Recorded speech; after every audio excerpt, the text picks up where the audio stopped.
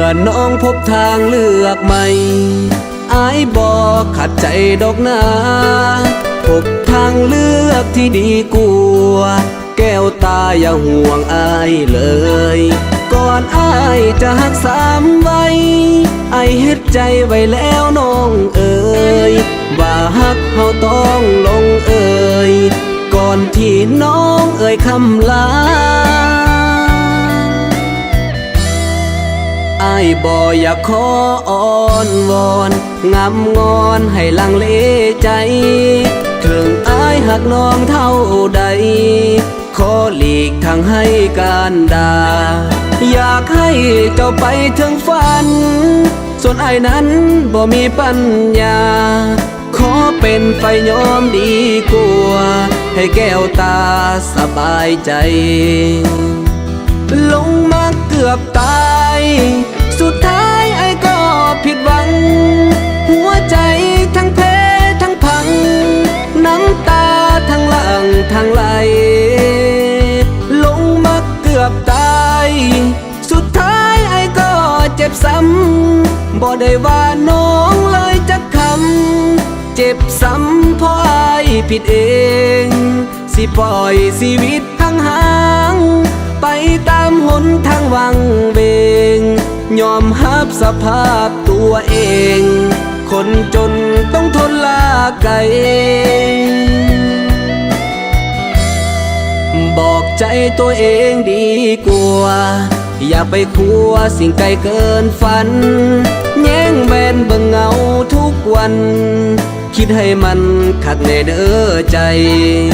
เธอน่าคิดให้มันคัก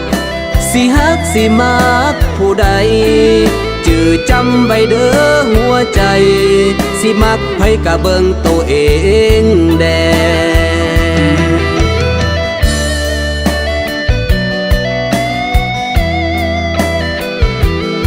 ไอ้อรุณเจ้าก็ฮักเขาอยู่บ่ฮักแท้ ฮักหลายสำใดฮักสุดหัวใจเลย ท่านเจ้าฮักค่อยแท้นะจะปล่อยเขาไปได้บ่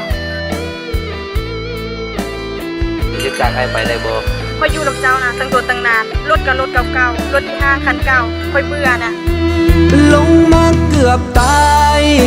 สุดท้ายไอ้ก็ผิดหวังหัวใจทั้งแพ้ทั้งพังน้ำตาทั้งหลังทั้งไหลลงมาเกือบตายสุดท้ายไอ้ก็เจ็บซ้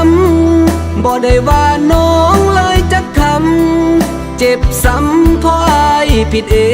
งสิปล่อยชีวิตห่างๆไปตามหนทางวังเวงยอมรับสภาพตัวเอง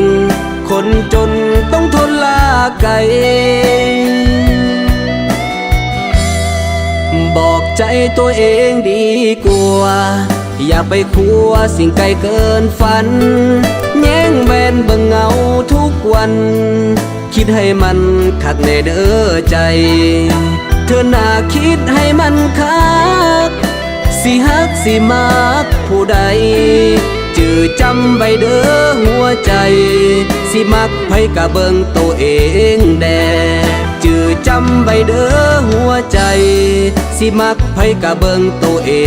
งแด